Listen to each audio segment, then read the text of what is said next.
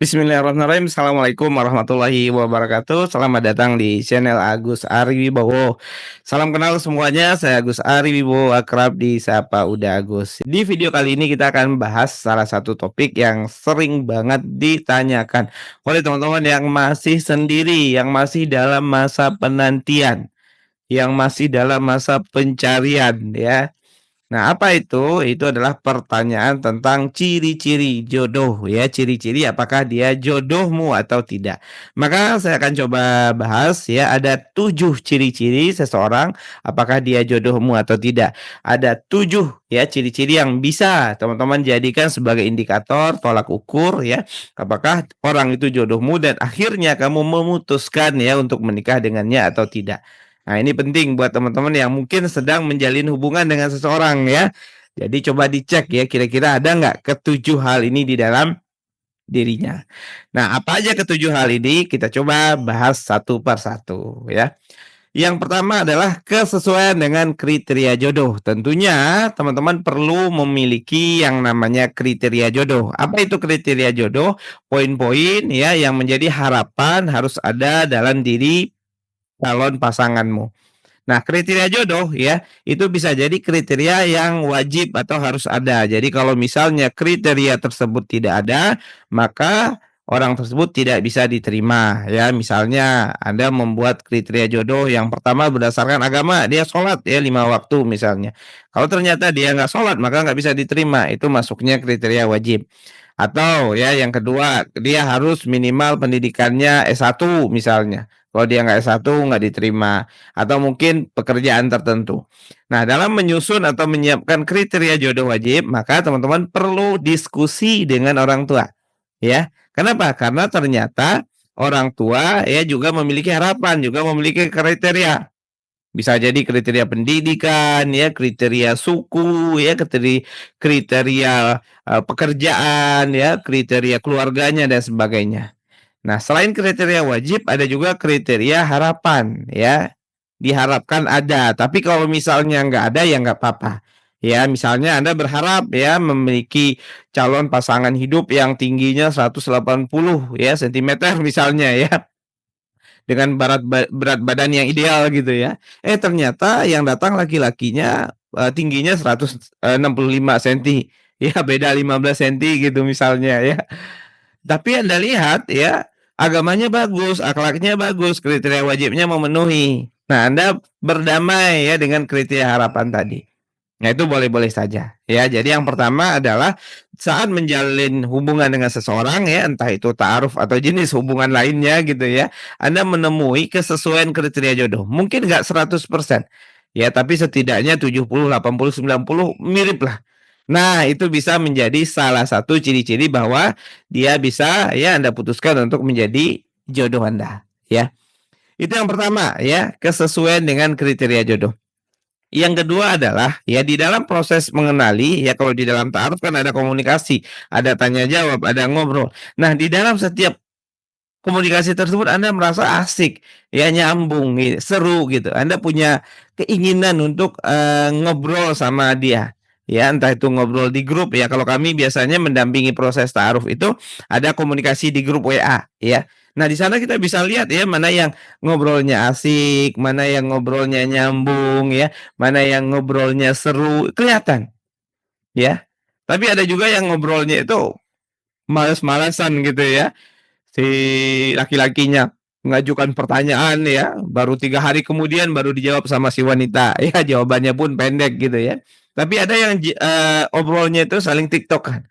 Nah, itu bisa dirasakan ya, pas saat di grup ya, kalau ta'aruf ya, atau mungkin saat bertemu atau berjumpa secara langsung ya, saat nazar ya istilahnya kalau di dalam ta'aruf ya, itu kan ada ngobrol tuh diskusi ya, misalnya diskusi bahas keuangan, diskusi bahas tentang visi dan misi, ya diskusi bahas tentang peran dan, kewajiban ya suami dan istri. Nah, saat ngobrol, saat diskusi itu Anda ngerasa asik, ngerasa seru dan nyambung ya, sehingga Anda ingin gitu ya berlama-lama dalam obrolan itu ya, nggak bosan gitu ya. Nah, beda cerita kalau nggak asik dan nggak nyambung kan biasanya malas ya.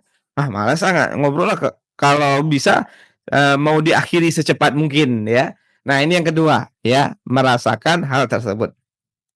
Nah, yang ketiga adalah ada rasa spesial ya, rasa sesuatu dalam diri Anda yang sulit untuk dijelaskan, ya. Bisa jadi itu adalah, falling in love ya, rasa jatuh cinta, rasa naksir, rasa ketertarikan gitu ya.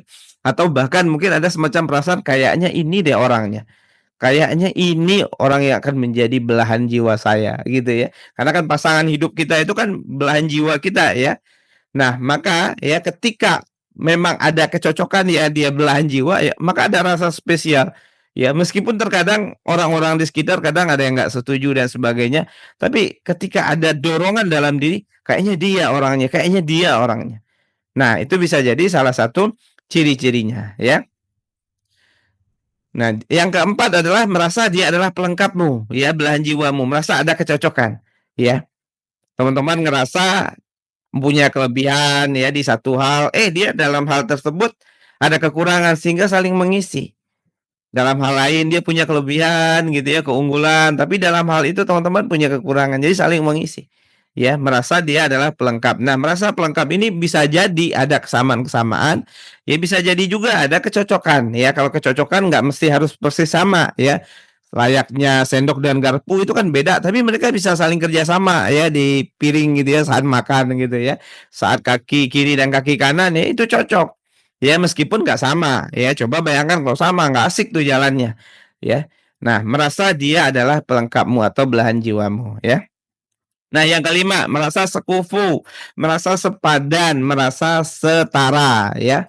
Ini lagi rame nih sekarang ya, memilih pasangan hidup yang setara.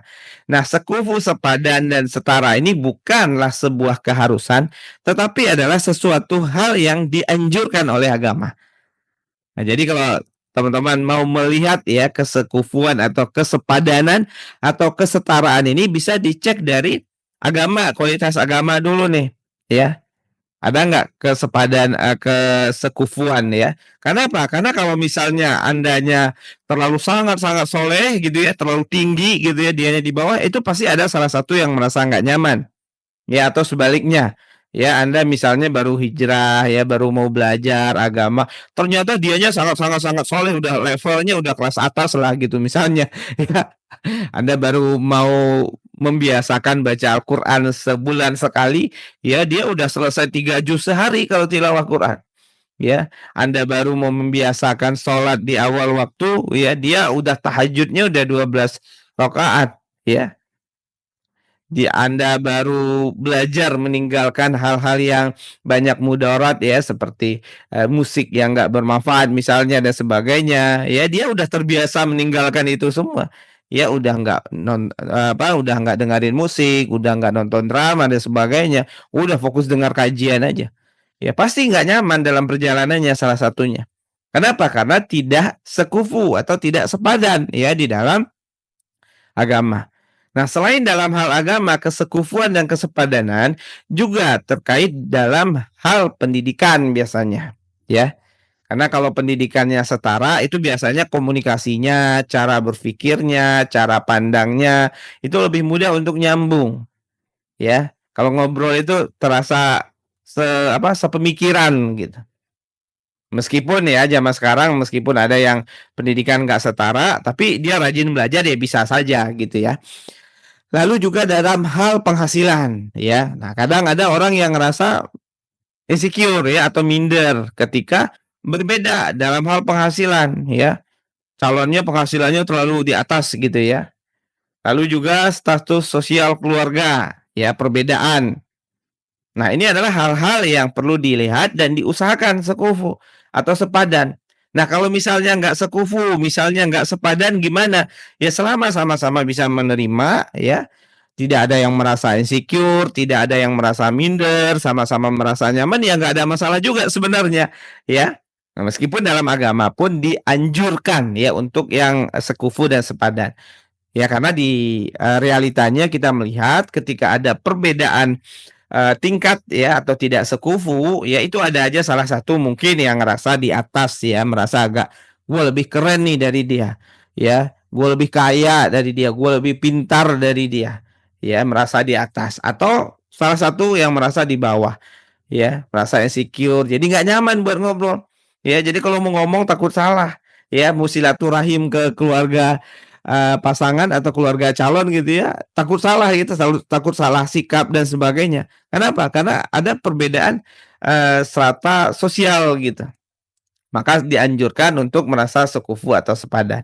Ya, jadi kalau misalnya Anda ketemu seseorang yang ternyata sekufu ya, dalam banyak hal, nah bisa jadi itu salah satu, ciri-ciri dia adalah jodohmu ya.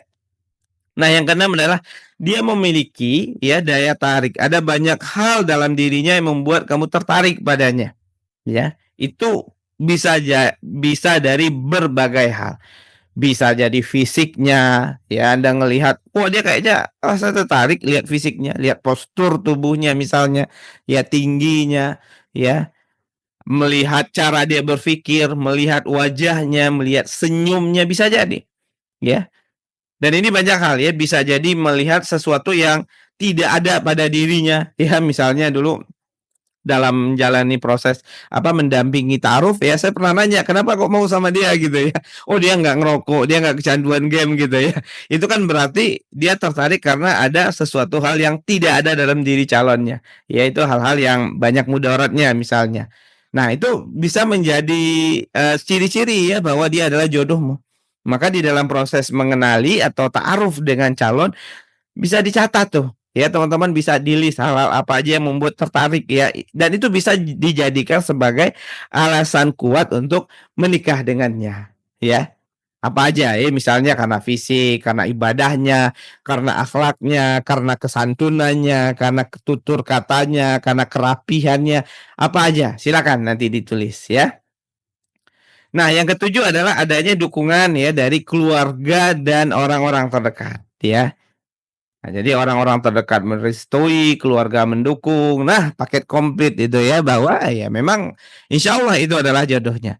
Jadi ketika nanti teman-teman menjalani proses perkenalan, menjalani proses ta'aruf ya, atau mungkin ada yang berpacaran ya menonton video ini, ada lagi pacaran, maka 7 hal ini, 7 poin ini bisa Anda lihat, bisa Anda ukur ya di calon pasangan Anda. Nah, dari 7 hal ini kira-kira berapa persen memenuhi gitu ya. Nah, semakin banyak yang memenuhi, maka semakin besar potensi bahwa itu adalah sebagai ciri-ciri dia sebagai jodohmu, ya. Nah, kalau teman-teman punya ciri-ciri tambahan lain atau mungkin punya pendapat lain, punya, cerita ya tentang jodoh, ya silakan tulis di kolom komentar. Termasuk juga yang mau bertanya, silakan. Ya, kalau pertanyaannya menarik dan jawabannya panjang, nanti bisa kita jawab dalam bentuk video, ya. Demikian ya, saya Agus Ari Wibowo, akrab disapa Uda Agus. Terima kasih sudah menonton video ini. Jangan lupa untuk like, share, dan subscribe channel Agus Ari Wibowo. Assalamualaikum warahmatullahi wabarakatuh.